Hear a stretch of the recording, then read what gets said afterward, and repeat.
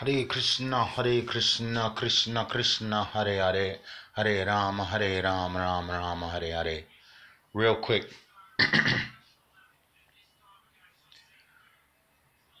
the women. First of all, we're going through a phase in the world right now where the environment is being degraded. And the reason why the environment is being degraded is because people are not taking care of the planet Earth. So according to the Vedic literature, they say we have 7 mothers. So they say one of the mothers is the cow. One of the mothers is your real mother. One of the mothers is your wet nurse. One is the wife of the guru, the wife of the king, the wife of the Brahmin, and Mother Earth itself. So if we know that the earth is our mother, and the average person, whether you consider yourself a good person or a bad person, the average person is not going to knowingly and willingly abuse their own mother. Well, when we litter, or when we spew toxic chemicals, or we use too much resources without properly distributing these resources, when we hoard, when we waste, we do things to abuse our mother. And there's a repercussion and there's a backlash. So the Vedas basically are telling us that certain beings should always be protected, like women and children and intelligent people and cows. You know, certain beings just naturally you want to protect so that you can preserve your human civilization. This is all right now we're in a preservation protocol because we have so many things going on in the political world. So many people are stressed out on a personal level that there are solutions. There are practical solutions. In addition, you know, I'm going the spiritual route with everything. You know, I'm going to try that angle first because that's the angle people usually don't try. And it's usually the most effective, but in a transcendental way. Because you can have a complete and full and happy material life and as well as a successful spiritual life. There's no contradiction there.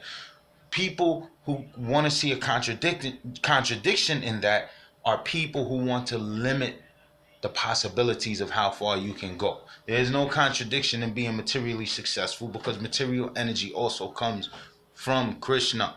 It's what we do with this material success is what really matters. So, at this turning point in human history, it's very important that I point out something that I heard a few years ago. A lady was talking about she did some research in the various countries of the world.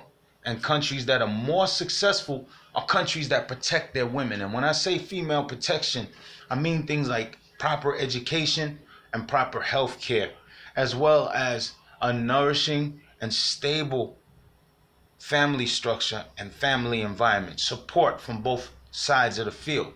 So she did this research and found out that in countries where women were suppressed or oppressed, their gross national product was very low. Morale was very low. The standard of living was very low. So now we got to ask ourselves, as a civilization that's run by men, what are we men going to do? Are we going to give some protection to these women, some form of liberation, restore them to their proper place? Remember now, those people who follow the Abrahamic religions are influenced by the events that took place when Moses came down from the mountain and broke that golden calf. Whether that was a literal incident or a symbolic, metaphorical incident, we do know one thing. After that point in so-called history, the woman was degraded perpetually. Her places of religion were destroyed. The goddess energy was destroyed. One thing that the goddesses used to do, they had some oracles and they had sexual healing centers. And what happens is that when a man comes home from war, you can't just send that man right back to his family or just send him to a regular job. You know, first of all, you're conditioned by the training that they give you in order to go to war. They condition you. They turn you into a certain type of man or a certain type of woman. And basically, that right there is a problem by itself. But then when you go experience the horrors of war, you're traumatized. You're sick. You need help. You know, and I don't mean this as an insult. I respect our veterans, are people who actually stood or intended to stand for our rights, whether or not they realized they were just fighting for corporate entities and not corporal bodily entities. You're not fighting for corporal entities. You're fighting for corporate entities. And I can prove that. A police officer, you know what a police officer's job is? Police officer's job is actually to protect property. It's not really to serve and protect you, your flesh and blood. Likewise, right now, our military is mostly fighting corporate controlled wars. All of those bosses that you see, that's presidents and secretary of states and all of those, they're all in cahoots with basically the martial leaders of America. Because remember, the head of the beast, three heads of the beast that are significant right now is the religious head, which is centered out of Rome, the economic head, which is centered out of London, and the militaristic, the martial, which is centered out of Washington, D.C. So all of these people, no matter what you have, a Republican or a Democrat, they all will spend billions and billions of dollars on their defense budget. And we also know some of the defense money is siphoned off into black projects and Project X. Unknown projects, we don't have no idea what they're doing with our hard-earned taxpayer money, and the taxes are about to go up because you know Trump is rich, and you already see it, America. Trump does not care about poor people. All of that stuff is over. Get over your Make America Great Again. Only thing this is going to do is make the military and the rich people more great than they already are. So that's what this country is about. But it's not about protecting women. It's not about protecting women's rights, but it's better off than the Arab countries where they really oppress women. And you know, I'm going to be honest because I'm an honest man. And a lot of people find this controversial. And I'm not even going to say that I support those statements. You know what I mean? It's a very delicate area. But Srila Prabhupada had also mentioned the same thing that people in the East always talk about. That women, their education is only supposed to go as far as how to cook, clean, and sew, take care of the house, domestic duties. Now listen, everything should be viewed and practiced in balance. That's the thing. We need balance. Yeah, women should know how to take care of the home, because when the women left the home under the guise of this women's lib movement, the family was destroyed. And Illuminati got one step closer to their goals, because everything that happens in the family, that's a microcosm of the macrocosm, which is society at large. So yes, a woman should know how to hold down the home, without a doubt.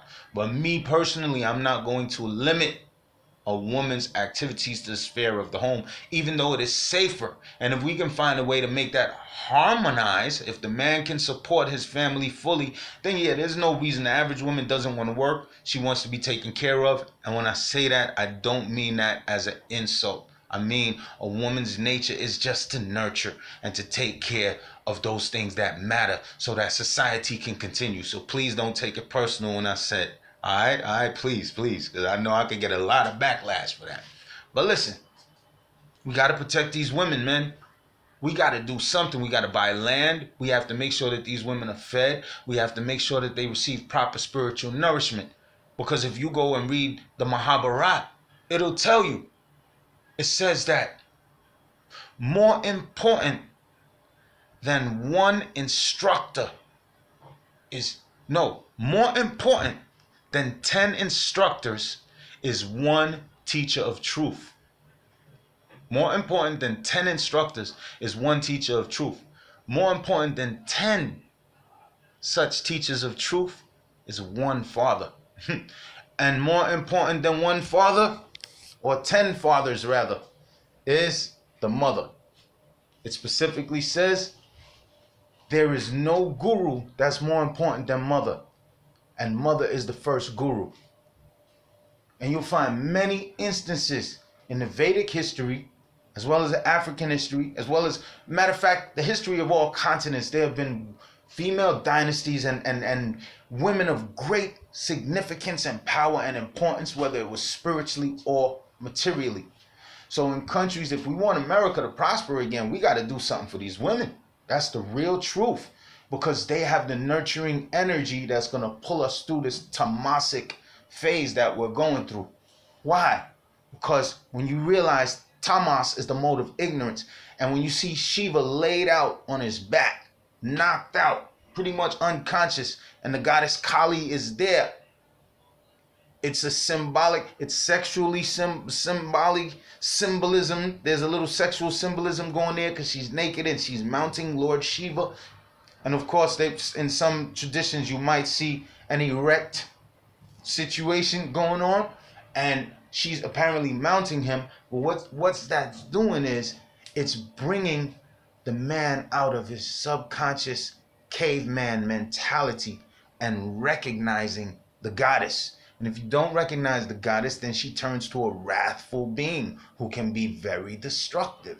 So we kind of want to hold these women down in a way, or should I say, lift these women up in a way where they're fully supported, where we can make up for some of our mistakes in the past and forge a brighter future for the children and the nation as a whole. America needs help. Let's face it. So, I'm willing to, just extend that olive branch, because when I look on Facebook and a lot of the social networks, I see a lot of beef, a lot of black man, black women beef. They're arguing, they're complaining about each other, and it's really not good. You know what I'm saying?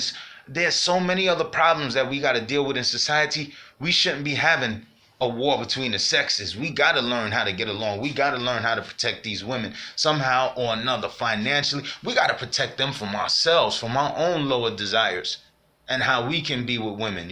We really got to take a leap towards the light and towards the consciousness. We got to wake up from that slumber, that tamasic energy, and we have to recognize the goddess, or else the universe itself can be destroyed. All of these things are spoken of in that symbol with Kali standing over Lord Shiva. So please, y'all, let's wake up. Let's protect these women. There's a lot more I wanted to say, but right now, Goddess Saraswati is like, just chill. Maybe we'll do some more later. But protect the women, educate the women. She's the first. Oh yeah, another thing. Now, I want to shout out to all you Matajis out there, because Srila Prabhupada says that one way to avoid any sexual indiscretion with women is to consider every woman who's not your wife to be mother. So it's the tradition in the Hare Krishna movement that they call women Mataji, or my mother. Mata is mother. Mata, like Mata, Metu, Netter, mother, nature. Words of the gods, it all connects. There's something to do with God and the woman that people don't want to admit. And when we look at Krishna and we see that sweetness, you have to remember his internal potency is Hladini Shakti. Hladini is the internal pleasure potency. It's not a pleasure like we get on earth. It's a transcendental absolute pleasure. Hladini Shakti. That's his internal potency. So externally, you see the man, Krishna. Internally, he is Radha. Radha and Krishna are one being. They can't be separated. They only separate for the sake of reciprocity and pastimes or activities. But truly, Radha Krishna is one. If you say God, he can't be a he and he can't be a she. It has to be something in between. But out of respect, we're not going to call him it. So we call him Radha Shyam, or Radha and the black one. You know what I mean? So listen, keep striving. Every woman who wears that bindi dot, in some traditions, it represents that dot on the forehead. And they say you shouldn't wear, I think black is the color that you should not wear. I don't know why. I don't even think it's racism. There's probably some science to it, but you shouldn't wear a black dot from what I understand. But anyway, that bindi dot represents so much that you need to look into it, because basically it represents the beej, or the seed for life in the material universe. So whether a woman has children or not, or will ever have children or not, she's still Mataji, because one, she's not your wife, and two, when a person interacts with another person, especially in a nurturing, loving, caring capacity, you know what you're doing? You're mothering them. You're suckling them at your breast. Of course, in a subtle fashion. Mental, intellectual, and egoistical. Not in a gross fashion by breast milk. No, not like that. You're nurturing people. You're planting seeds in people. So you have mothered them. So you wear that dot to represent the fact that you too are a mother. Doesn't matter if your womb produced a physical being into this world. Now all of us are meant to bring physical beings into this world. But some of those people have given more life to society than women who have had 14 children. Consider that not everything is based on a material gross bodily platform. You are mothers, rock your bindi. It represents so much. Maybe one day I could really do my research and get my memory right and give it to you properly, the science of the bindi. That would be a beautiful topic. So you are mother, you should have your bindi, and you have every right to be protected by the men in your life. It's a work in progress. All right, we're all learning still. We're all learning. We're starting the race from back. We're not starting from the same starting line that everybody started from. It's the actual fact. There's gonna be people who disagree. That's your business.